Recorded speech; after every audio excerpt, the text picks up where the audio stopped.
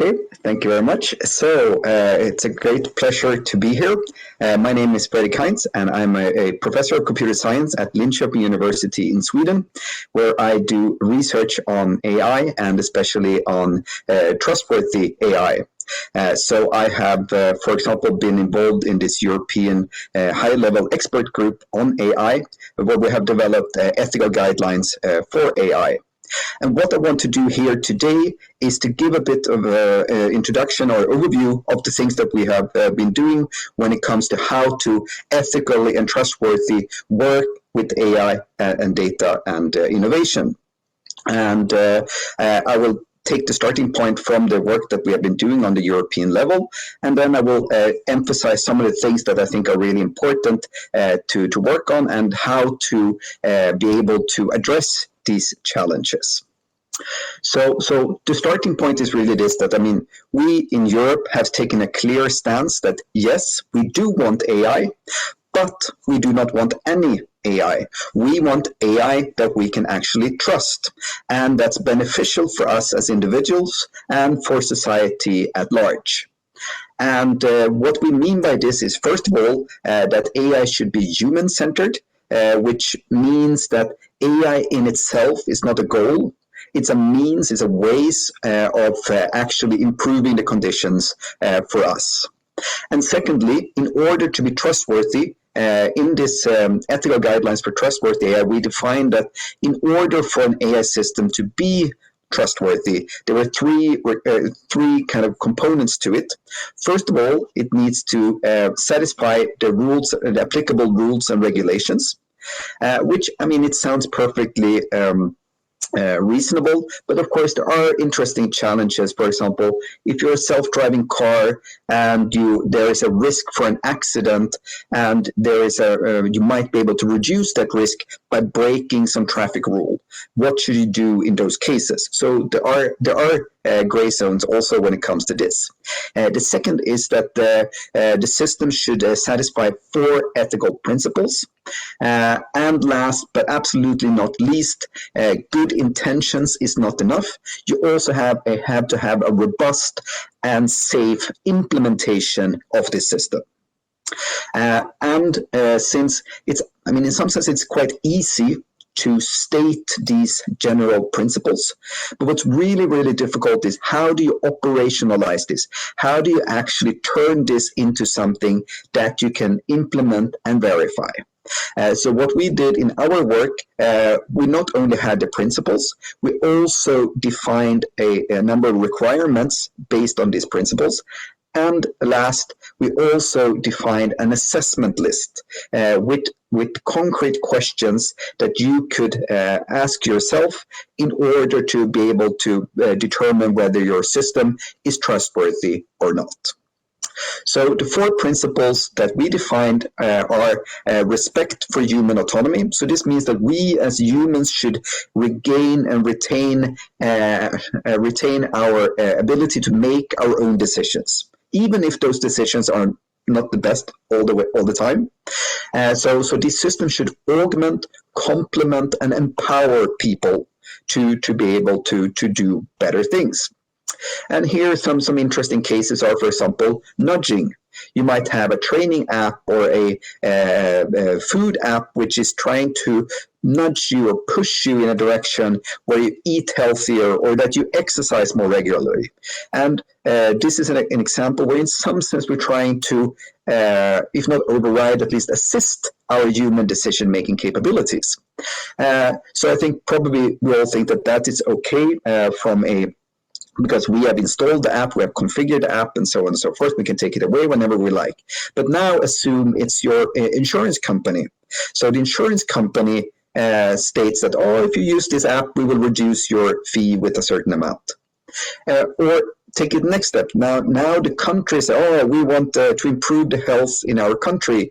So therefore, we now ask everyone to install these apps and start using them. Then it becomes even more questionable. So I think there are some very interesting cases there. The second principle is prevention of harm. So in some sense, I actually think this is the simplest one, because it's really about, we do not want this system to hurt us or damage us in any way, either physically or mentally. The third principle is fairness. And here, of course, and again, it's one of these things that is easy to state, that we want equal and just distribution of both the costs and the benefits. And we want this not only to be on the kind of individual level, but also on the societal level, so that everyone can benefit from these systems. The fourth is explicability, and this is everything around how can we understand what these systems are doing. So there are things like transparency, understanding for whom these systems are working, what can they do, what can they don't do, and so on, and these kind of explanations and so on. So these are the four principles that we defined, and they're all based on fundamental human rights. So just one example of this, why is it so hard? Because, I mean, if we take just this fairness as one particular concept, so just scratching on the surface, the first question really is, what do we want to be fair? Is it equal distribution or equal share of resources? So everyone should get equal amount of the resource? Or do we want equal outcome? So that you might have distribute the resources in order to make sure that the final outcome is equal. And I think just this answer, and I mean, you can actually make a full tree of all the different alternatives that you can do when it comes to fairness, is really a challenge. But what I really think is important here is that you have a discussion and that you're explicit about what do you mean by fairness in your particular application. A second thing that I really think is kind of overarching challenge in all of these issues is that how do we evaluate AI systems? And my favorite example that I've been using a lot is this about this Google DeepMind's AlphaGo. Where during these games, the human expert commentators that were watching the games basically said something along the lines that, haha, the computer made a mistake. A human would never play like that. And of course, everyone knows that the computer won. So objectively, it was a good move. But subjectively, from the very best human experts, it looked like an incorrect action to take. And I really think this is really a fundamental challenge because many of these systems, they work in a different way compared to the way we humans make decisions. So if we evaluate the way that the system is doing based on how we as humans do it, then we might reach the wrong conclusions. So for example, in this particular case, that the machine made a mistake. No, it did not make a mistake. It played in a different way than we were used to. And I really think this is one of the key challenges. And of course, that's also why we have this, the desire to have transparency, the desire to have explainability and so on and so forth, is that we want to be able to understand and evaluate whether what these systems are doing is good or bad. So I mentioned that based on these principles, we have then defined these 7 requirements. So I will not go through them in detail, but I really think they kind of closely map to this. And what's really important is that now we're coming to a much more operational level where you can actually start to come up with concrete solutions, technical solutions, organizational solutions, and so on to address these. And if we now take, these ethical guidelines, they were released in 2019, and the final assessment list was released last year, 2020. And this year, the Commission came with their proposal for what's called the AI Act. So now, based on both the work that we've been doing in this high-level group, but also in the ongoing dialogue with the member states, they have now proposed a risk-based approach to regulating AI. So basically, the idea is that depending on the risk and associated potential consequences of different applications, different regulations will apply. So in their proposal, there are 4 levels of risk. There is unacceptable risk. So these are things that should not be allowed at all.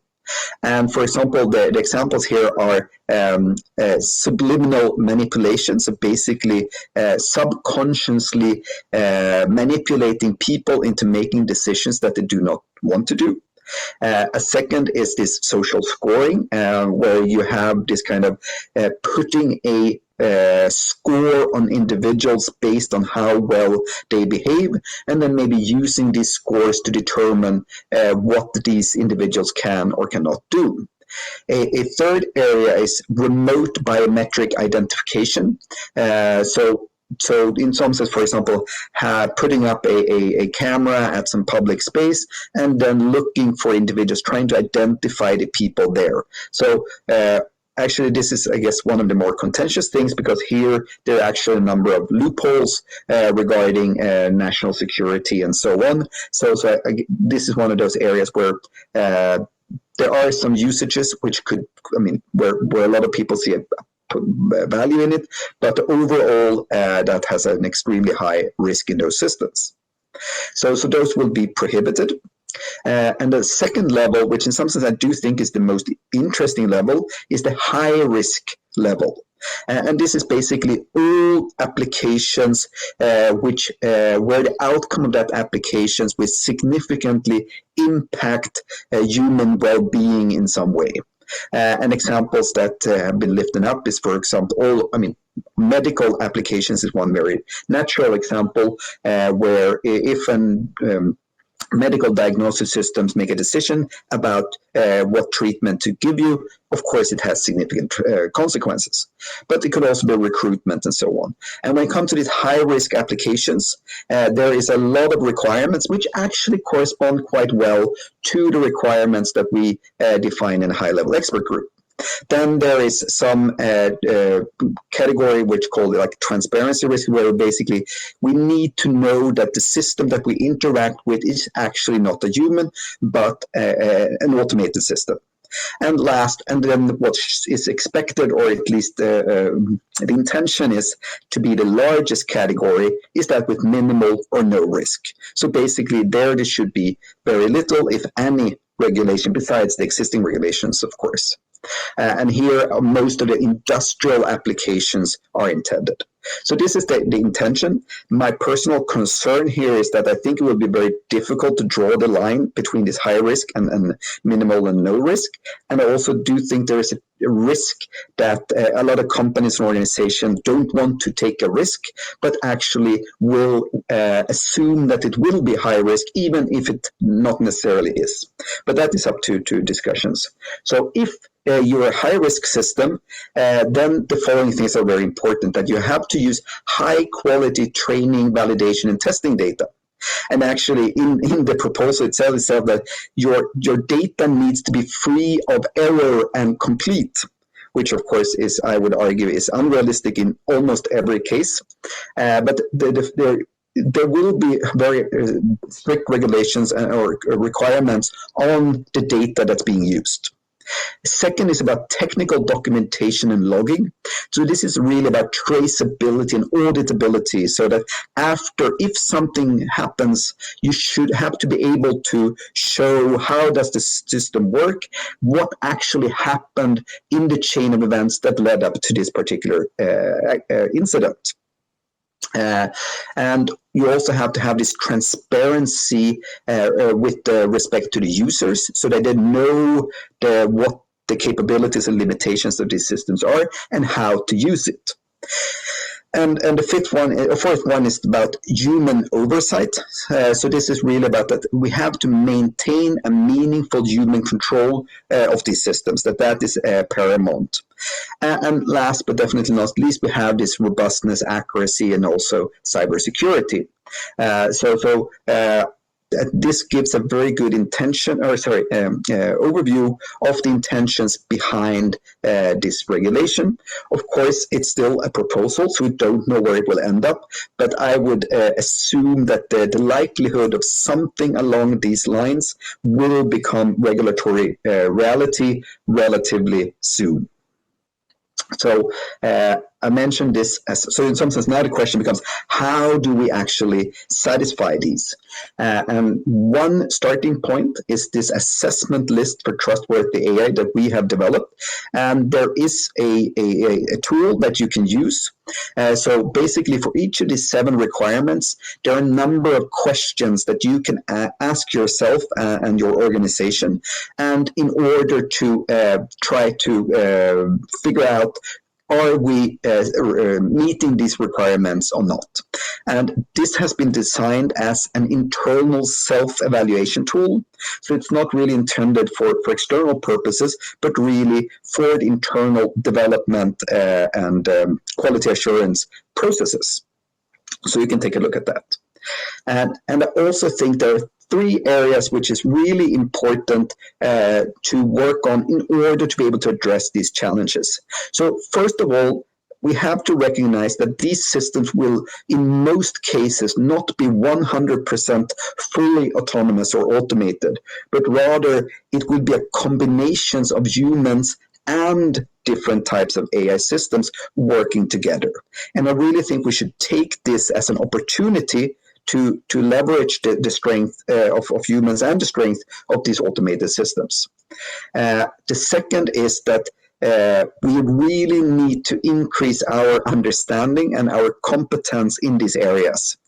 So I think education will be actually one of the centerpieces. And when we talk to organizations, in some sense, that is one of the first things that they need to do, is to increase their education. So of course, the events like this are great as one part of that. And here I'm just illustrating that with this open online course that we are, so that was developed by University of Helsinki, these elements of AI that we are providing here in Sweden as well.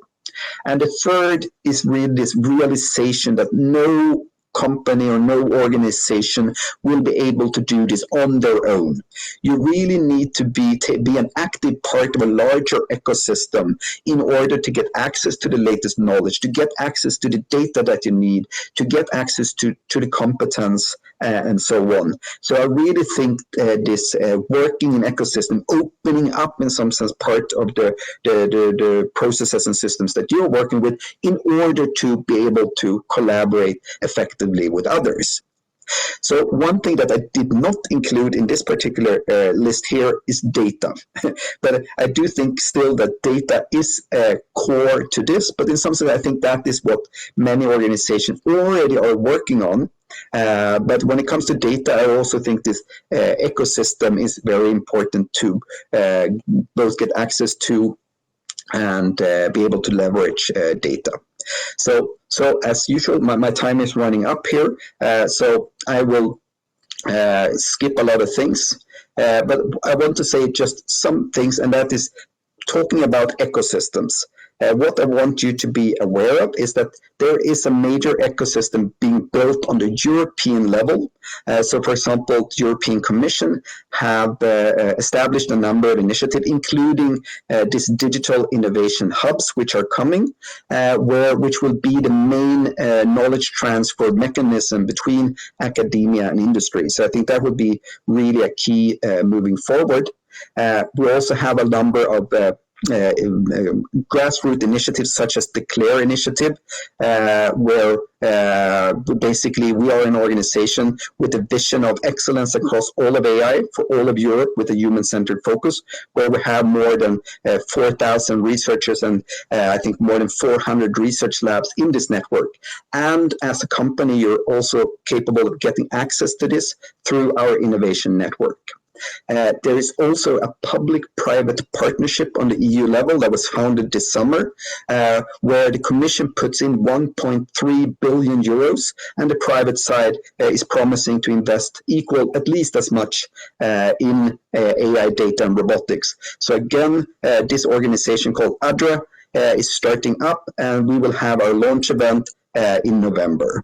So there is a lot of different initiatives on the European scale, and I lead one of them, which is one of the 4 research excellence center networks on AI called TAILOR, where we are developing the scientific foundations for trustworthy AI, and that we do it through the integration of learning, optimization, and reasoning. We really think that none of these techniques by themselves will be sufficient.